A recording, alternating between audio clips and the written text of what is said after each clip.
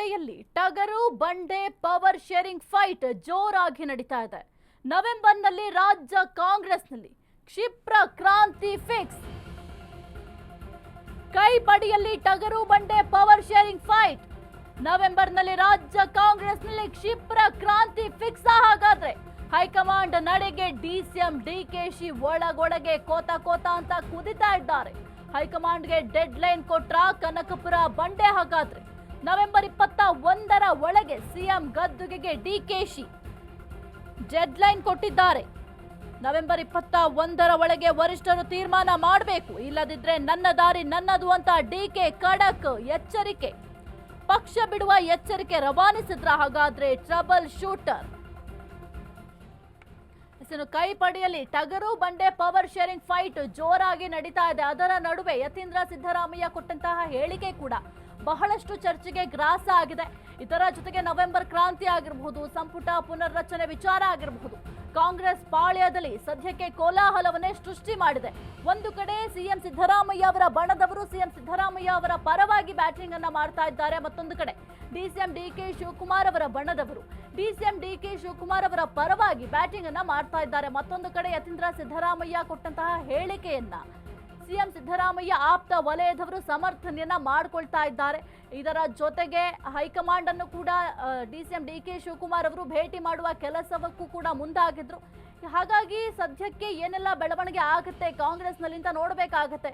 ಏನಾದ್ರೂ ಹೈಕಮಾಂಡ್ಗೆ ಎಚ್ಚರಿಕೆಯನ್ನ DCM DK Shivakumar ಅವರು ರವಾನೆ ಮಾಡಿದ್ರಾ ಎಂಬ ವಿಚಾರ ಕೂಡ ಸದ್ಯಕ್ಕೆ ಕುತೂಹಲವನ್ನ ಮೂಡಿಸ್ತಾ ಇದೆ. ಮತ್ತೊಂದು ಕಡೆ ಸಿಎಂ ಸಿದ್ದರಾಮಯ್ಯ ಅವರು ಈ ಒಂದು ಪವರ್ ಶೇರಿಂಗ್ ವಿಚಾರವಾಗಿ ಮಾತನಾಡುವಂತಹ ಸಂದರ್ಭದಲ್ಲಿ ಹೇಳಿದ್ರು, ಹೈಕಮಾಂಡ್ 5 ವರ್ಷವೂ ನಾನೇ ಸಿಎಂ ಆಗಿ ಮುಂದುವರಿಬೇಕು ಅಂತ ಏನಾದರೂ ಸೂಚನೆ ಕೊಟ್ರೆ 5 ವರ್ಷವೂ ಕೂಡ ನಾನೇ ಸಿಎಂ ಅಂತ ಹೇಳಿಕೆಯನ್ನ ಕೊಟ್ಟಿದ್ರು. ಈ ಮೊದಲು ಪ್ರತಿ ಬಾರಿಯೂ ಕೂಡ ಹೇಳ್ತಾ ಇದ್ರು ನಾನೇ ಸಿಎಂ, ನಾನೇ 5 ವರ್ಷ ಸಿಎಂ ಎಂಬ ಹೇಳಿಕೆಯನ್ನ ಕೊಡ್ತಾ ಇದ್ರು. ಆದ್ರೆ ಈಗ ಹೈಕಮಾಂಡ್ ನ ಮಧ್ಯಕ್ಕೆ ತಂದಿದ್ದಾರೆ.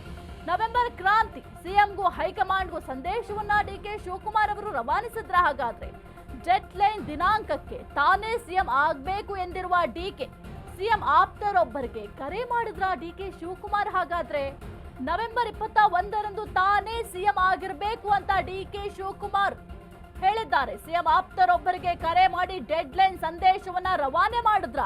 ಹೈಕಮಾಂಡ್ಗೂ ಇದೇ ಮೆಸೇಜ್ ಪಾಸ್ ಮಾಡಿದ ಡಿಕೆಶಿ. ನವೆಂಬರ್ನಲ್ಲಿ 3 ದಿನಾಂಕಗಳನ್ನ ಡಿಕೆ ಶಿವಕುಮಾರ್ ಅವರು ಕೊಟ್ಟಿದ್ದಾರೆ ಎಂಬ ಮಾಹಿತಿ ಲಭ್ಯ ಆಗಿದೆ. ರಾಹುಲ್ ಗಾಂಧಿ ಅತ್ಯಾಪ್ತರ ಬಳಿಯೂ ಇದೇ ಮೆಸೇಜ್. ಸಿಎಂ ಸಿದ್ದರಾಮಯ್ಯ ಆಪ್ತರ ಬಣದಲ್ಲಿ ತೀವ್ರ ಚರ್ಚೆ ಆಗ್ತಾ ಇದೆ.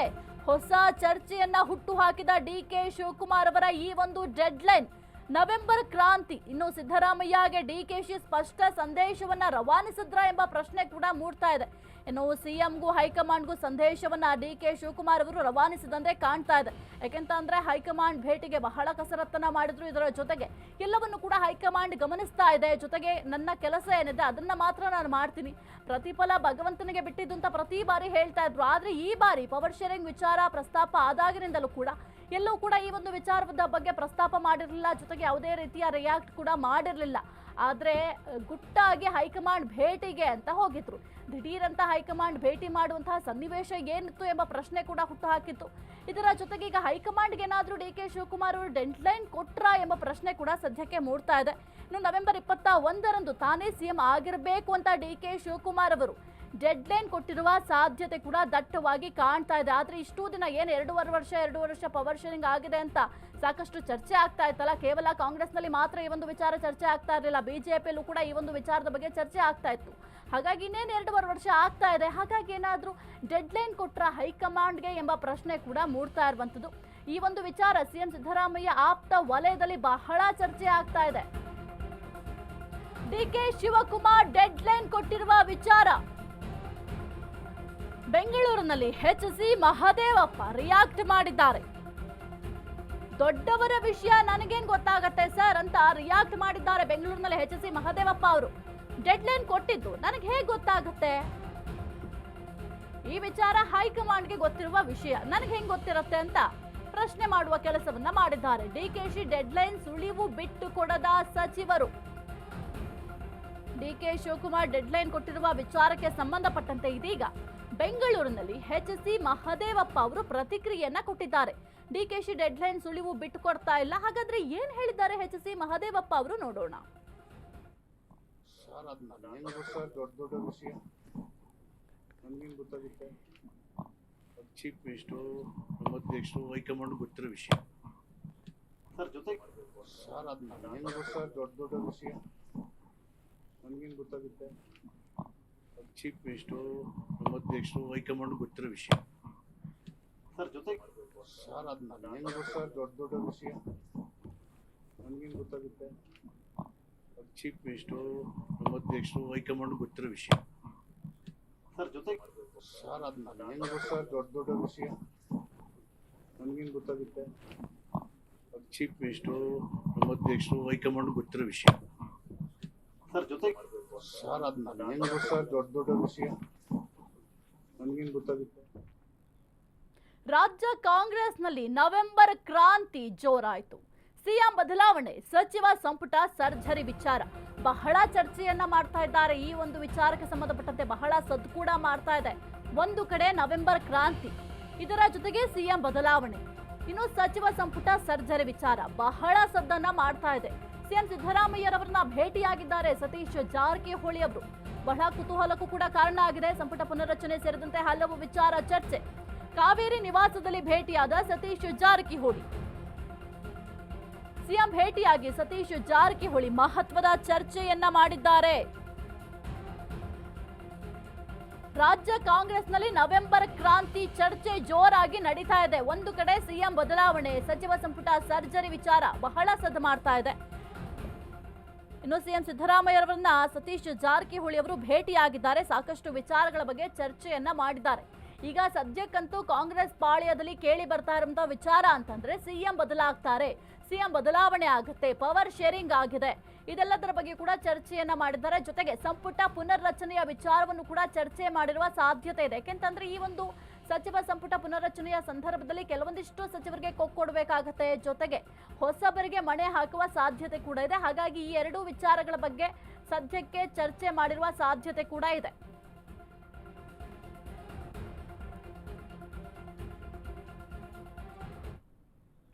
ಸತೀಶ್ ಉತ್ತರಾಧಿಕಾರಿ ಎಂಬ ಯತೀಂದ್ರ ಹೇಳಿಕೆ ವಿಚಾರಕ್ಕೆ ಸಂಬಂಧಪಟ್ಟಂತೆ ಮೈಸೂರಿನಲ್ಲಿ ಕಾಂಗ್ರೆಸ್ ಶಾಸಕ ತನ್ವೀರ್ ಸೇಠ್ ತಿರುಗೇಟನ್ನ ಕೊಟ್ಟಿದ್ದಾರೆ. ಸತೀಶ್ ಉತ್ತರಾಧಿಕಾರಿ ಎಂಬ ಯತೀಂದ್ರ ಹೇಳಿಕೆ ವಿಚಾರಕ್ಕೆ ಸಂಬಂಧಪಟ್ಟಂತೆ ಮೈಸೂರಿನಲ್ಲಿ ಕಾಂಗ್ರೆಸ್ ಶಾಸಕ ತನ್ವೀರ್ ಸೇಠ್ ತಿರುಗೇಟನ್ನ ಕೊಟ್ಟಿದ್ದಾರೆ. ಸಿದ್ದರಾಮಯ್ಯ ಸಿಎಂ ಆಗಿರೋದು ಅನಿವಾರ್ಯ ಅಂತ ಹೇಳಿದ್ದಾರೆ. ಪಕ್ಷಕ್ಕೆ ಯಾರೂ ಕೂಡ ಅನಿವಾರ್ಯ ಅಲ್ಲ ಅಂತ ಕೌಂಟರ್ ಕೊಟ್ಟಿದ್ದಾರೆ ಯತೀಂದ್ರ ಸಿದ್ದರಾಮಯ್ಯ ಅವರಿಗೆ. ಯತೀಂದ್ರ ಸಿದ್ದರಾಮಯ್ಯ ವೈಯಕ್ತಿಕ ಹೇಳಿಕೆ ನೀಡಿದ್ದಾರೆ. ಕಷ್ಟದ ಕಾಲದಲ್ಲಿ ಡಿಕೆಶಿ ಕೂಡ ಪಕ್ಷಕ್ಕಾಗಿ ದುಡಿದಿದ್ದಾರೆ. ಡಿಕೆ ಶಿವಕುಮಾರ್ ಪಕ್ಷ ಹೇಳಿದಂತೆ ಕೇಳ್ತೇನೆ ಅಂದಿದ್ದಾರೆ. ಮೈಸೂರಿನಲ್ಲಿ ಕಾಂಗ್ರೆಸ್ ಶಾಸಕ ತನ್ವೀರ್ ಸೇಠ್ ಯತೀಂದ್ರ ಸಿದ್ದರಾಮಯ್ಯ ಅವರಿಗೆ ತಿರುಗೇಟನ್ನ ಕೊಡುವಂತಹ ಕೆಲಸವನ್ನ ಮಾಡಿದ್ದಾರೆ. ಹಾಗಾದ್ರೆ ಏನ್ ಹೇಳಿದ್ದಾರೆ ತನ್ವೀರ್ ಸೇಠ್ ಅವರು ನೋಡೋಣ. ನೋಡಿ, ಪ್ರಜಾಪ್ರಭುತ್ವ ವ್ಯವಸ್ಥೆಯಲ್ಲಿ ಹಿಂದೆಯಿಂದಲೂ ನೋಡಿರುವಂಥದ್ದು, ಶಾಸಕಾಂಗ ಪಕ್ಷ ತನ್ನ ನಾಯಕನ ಆಯ್ಕೆ ಮಾಡಿಕೊಳ್ಳುವಂಥ ವಿಧಾನ ಇವತ್ತು ಜೀವಂತವಾಗಿದೆ. ಆಸೆ ವ್ಯಕ್ತಪಡಿಸುವಂತಹ ಒಂದು ಅಧಿಕಾರ ಪ್ರತಿಯೊಬ್ಬರಿಗೂ ಸ್ವಾತಂತ್ರ್ಯವಾಗಿದೆ. ಡಾಕ್ಟರ್ ಯತೀಂದ್ರ ಅವರು ಹೇಳಿರುವಂತಹ ಮಾತು, ಅದಕ್ಕೆ ಪ್ರತಿಕ್ರಿಯೆಗಳನ್ನ ಕೂಡ ನೀಡ್ತಾ ಇರುವಂತಹ ಅನೇಕರು, ನಾನು ಇಷ್ಟೇ ಹೇಳಕ್ ಸಾಧ್ಯ, ಅವರ ವೈಯಕ್ತಿಕವಾದಂಥ ವಿಚಾರಗಳನ್ನ, ಆ ಭಾವನೆಗಳನ್ನ ವ್ಯಕ್ತಪಡಿಸಿದ್ದಾರೆ. ನವೆಂಬರ್ ಕ್ರಾಂತಿಯ ವಿಚಾರದಲ್ಲಿ ಅಂತ ಮುನ್ಸೂಚನೆಗಳು ಯಾವುದೂ ನಮ್ಮ ಮುಂದೆ ಇಲ್ಲ. ಆದರೆ ಇದನ್ನ ಅನೇಕ ಸಂದರ್ಭಗಳಲ್ಲಿ ಹೇಳಿದ್ದೇನೆ, ಅಧಿಕಾರ ಯಾರಿಗೂ ಶಾಶ್ವತ ಅಲ್ಲ. ಮನುಷ್ಯ ನೂರಾರು ವರ್ಷ ಬಾಳಿ ಬದುಕುವಂತ ಆಸೆ ಇಟ್ಕೊಂಡಿದ್ರು ಆಯುಷ್ಯ ಎಷ್ಟಿದೆ ಅಷ್ಟೇ. ಸ್ವತಃ ಮಾನ್ಯ ಮುಖ್ಯಮಂತ್ರಿಗಳು ಪಕ್ಷದ ವರಿಷ್ಠರು ಸೂಚನೆ ಕೊಟ್ರೆ ನಾನು ಬಿಟ್ಕೊಡಕ್ ತಯಾರು ಅಂತ ಹೇಳಿದ್ದಾರೆ. ಅದೇ ರೀತಿಯಲ್ಲಿ ಅನೇಕ ಜನ ಸಚಿವ ಸಂಪುಟದ ಸಹೋದ್ಯೋಗಿಗಳು, ಹಿರಿಯ ಸಚಿವರುಗಳು ಪಕ್ಷ ಆದೇಶ ನೀಡಿದ್ದಲ್ಲಿ ನಾನು ರಾಜೀನಾಮೆ ಕೊಟ್ಟು ಪಕ್ಷದ ಕೆಲಸ ಮಾಡ್ತೀನಿ ಅಂತ ಹೇಳಿದ್ದಾರೆ. ಇದು ಸ್ಪಷ್ಟವಾಗಿ ಗೊತ್ತಾಗುತ್ತೆ ಕಾಂಗ್ರೆಸ್ ಒಡೆದ. ರಾಜ್ಯ ಕಾಂಗ್ರೆಸ್ನಲ್ಲಿ ನವೆಂಬರ್ ಕ್ರಾಂತಿ ಸಂಚಲನ ಮೂಡಿಸಿದೆ. ಎಲ್ಲ ಹೈಕಮಾಂಡ್ ಹಂತದಲ್ಲಿ ತೀರ್ಮಾನ ಆಗಬೇಕು ಅಂತ ಬೆಂಗಳೂರಿನಲ್ಲಿ ಸಚಿವ ಎಚ್.ಸಿ. ಮಹದೇವಪ್ಪ ಹೇಳಿಕೆ ಕೊಟ್ಟಿದ್ದಾರೆ. ರಾಜ್ಯ ಕಾಂಗ್ರೆಸ್ನಲ್ಲಿ ನವೆಂಬರ್ ಕ್ರಾಂತಿಯ ವಿಚಾರ ಬಹಳ ಸಂಚಲನವನ್ನ ಮೂಡಿಸ್ತಾ ಇದೆ. ಎಲ್ಲ ಹೈಕಮಾಂಡ್ ಹಂತದಲ್ಲಿ ತೀರ್ಮಾನ ಆಗಬೇಕು. ಬೆಂಗಳೂರಿನಲ್ಲಿ ಸಚಿವ ಎಚ್.ಸಿ. ಮಹದೇವಪ್ಪ ಈ ಒಂದು ಹೇಳಿಕೆಯನ್ನ ಕೊಟ್ಟಿದ್ದಾರೆ. ರಾಜಕೀಯ ಪಕ್ಷ ಅಂದ್ರೆ ಹೋರಾಟಗಳಿದ್ದೇ ಇರುತ್ತೆ. ರಾಜ್ಯದಲ್ಲಿ ದಲಿತ ಸಿಎಂ ಆಗಲ್ಲ ಅಂತ ಹೇಳಿದ್ಯಾರು ಅಂತ ಪ್ರಶ್ನೆ ಮಾಡಿದ್ದಾರೆ. ಸೂಕ್ತ ಸಮಯ ಸೂಕ್ತ ಸಂದರ್ಭ ಕಾಯ್ತಾ ಇರಬಹುದು. ರಾಜ್ಯ ಕಾಂಗ್ರೆಸ್ನಲ್ಲಿ ನವೆಂಬರ್ ಕ್ರಾಂತಿ ಬಹಳ ಸಂಚಲನವನ್ನ ಮೂಡಿಸ್ತಾ ಇದೆ. ಈ ಒಂದು ವಿಚಾರಕ್ಕೆ ಸಂಬಂಧಪಟ್ಟಂತೆ ಎಚ್.ಸಿ. ಮಹದೇವಪ್ಪ ಅವರು ರಿಯಾಕ್ಟ್ ಮಾಡಿದ್ದಾರೆ. ಹಾಗಾದ್ರೆ ಏನ್ ಹೇಳಿದ್ದಾರೆ ನೋಡೋಣ. ವಿದ್ಯೆ ಇರ್ತದೆ, ಅದು ನಿರ್ಣಯ. ಆ ಹೋರಾಟ, ಅಂಬೇಡ್ಕರ್ ಹೋರಾಟ ನೋಡಿದ ಮೇಲೆ ಅದು ವಿದ್ಯೆ ಇದೆಯಲ್ವಾ? ಈ ವರ್ಗಗಳಿಗೆ ಶಕ್ತಿ ತುಂಬಬೇಕು ಅನ್ನೋದೇ ಅಂಬೇಡ್ಕರ್ ಸಿದ್ಧಾಂತ ಹೋರಾಟ. ಅದು ಯಾವ 1924 ಹಾಕಿದ್ರು ಬಹಿಷ್ಕೃತ ಹಿತಕಾರಣಿ ಸಭೆ ಮಾಡಿದ್ರು 100 ವರ್ಷಗಳ ಹಿಂದೆ. ಆ ಮಾಡದ ಉದ್ದೇಶನೇ ಹೋರಾಟಕ್ಕೆ. ಶೈಕ್ಷಣಿಕ, ಔದ್ಯೋಗಿಕ, ಆರ್ಥಿಕ, ರಾಜಕೀಯ ಅವಕಾಶಗಳಿಗೆ ಅದು ಇದ್ದೇ ಇದೆ. ಸಂವಿಧಾನಬದ್ಧವಾಗಿ ನಡೆದುಕೊಳ್ಳುವ ಮಹದೇವಪ್ಪನವರು ಸದಾ ಹೋರಾಟದಲ್ಲಿ ಇರ್ತಾರೆ ಮತ್ತು ಮಾಡ್ತೀರಿ. ಇದ್ದೇ ಇರುತ್ತೆ, ಅದು ಹೋರಾಟ ಇದ್ದೇ ಇರ್ತದೆ. ಈ ಬಾರಿ ಆಗ್ಬೇಕು ಸಿಎಂ ಸ್ಥಾನ. ಇದು ಹೋರಾಟ ಮುಂದುವರಿತದೆ. ಅದು ಯಾವಾಗ ತೀರ್ಮಾನ ಆಗುತ್ತೋ ಅದು ಹೈಕಮಾಂಡ್ ಬಿಟ್ಟು. ರಾಜಕೀಯ ಪಕ್ಷ ನೋಡಿ, ಹೋರಾಟ ಅಂತೂ ಇದ್ದೇ ಇರ್ತದೆ, ಅದು ನಿರ್ಣಯ ಆಗೋದು ಹೈಕಮಾಂಡ್ ಅಂತ. ಆ ಹೋರಾಟ, ಅಂಬೇಡ್ಕರ್ ಹೋರಾಟ ನೋಡಿದ ಮೇಲೆ ಅದು ವಿದ್ಯೆ ಇದೆಯಲ್ವಾ? ಈ ವರ್ಗಗಳಿಗೆ ಶಕ್ತಿ ತುಂಬಬೇಕು ಅನ್ನೋದೇ ಅಂಬೇಡ್ಕರ್ ಸಿದ್ಧಾಂತ ಹೋರಾಟ. ಅದು ಯಾವ 1924 ಹಾಕಿದ್ರು ಬಹಿಷ್ಕೃತ ಹಿತಕಾರಣಿ ಸಭೆ ಮಾಡಿದ್ರು 100 ವರ್ಷಗಳ ಹಿಂದೆ. ಆ ಮಾಡದ ಉದ್ದೇಶನೇ ಹೋರಾಟಕ್ಕೆ.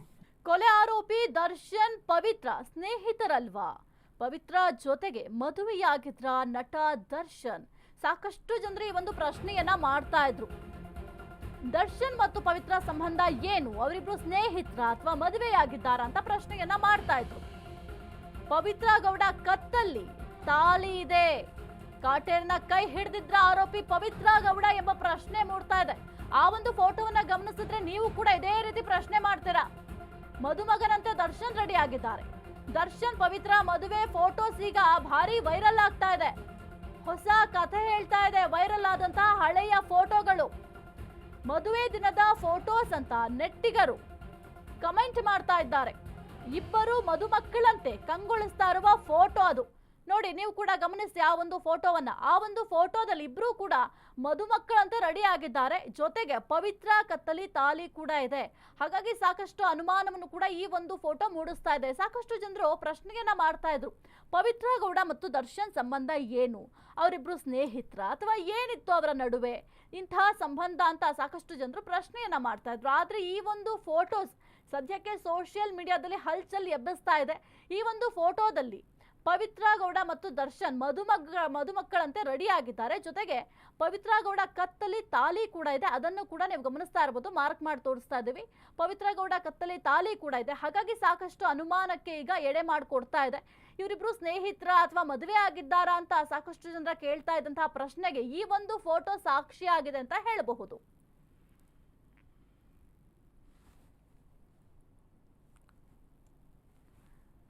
ಕಾಟೇರನ್ನ ಕೈ ಹಿಡಿದಿದ್ರ ಆರೋಪಿ ಪವಿತ್ರ ಗೌಡ. ಹಾಗಾದ್ರೆ ಪವಿತ್ರ ಗೌಡ ಕತ್ತಲ್ಲಿ ತಾಲಿ ಇದೆ. ಜೊತೆಗೆ ಒಂದು ಉತ್ತಮ ಬಂಧವನ್ನ ಹೊಂದಿರುವಂತೆ ಫೋಟೋದಲ್ಲಿ ಕಾಣಿಸ್ತಾ ಇದೆ. ಹಾಗಾಗಿ ಸಾಕಷ್ಟು ಅನುಮಾನವನ್ನು ಕೂಡ ಮೂಡಿಸ್ತಾ ಇದೆ. ಮದುಮಕ್ಕಳಂತೆ ಕಾಣಿಸ್ತಾ ಇದ್ದಾರೆ. ಒಂದು ಕಡೆ ಪವಿತ್ರ ಗೌಡ ಕೂಡ ರೆಡಿ ಆಗಿದ್ದಾರೆ, ಮಧುವನಗಿತ್ತಿ ಅಂತ ರೆಡಿ ಆಗಿದ್ದಾರೆ. ಜೊತೆಗೆ ದರ್ಶನ್ ಕೂಡ ರೆಡಿ ಆಗಿದ್ದಾರೆ. ಹಾಗಾಗಿ ಅನುಮಾನ ಕೂಡ ಮೂಡ್ತಾ ಇದೆ, ಇವರಿಬ್ರು ಕೇವಲ ಸ್ನೇಹಿತರಲ್ಲ, ಮದುವೆಯಾಗಿದ್ದಾರೆ ಅಂತ ಸೋಷಿಯಲ್ ಮೀಡಿಯಾದಲ್ಲಿ ಕಮೆಂಟ್ಗಳನ್ನು ಕೂಡ ನೆಟ್ಟಿಗರು ಮಾಡ್ತಾ ಇದ್ದಾರೆ.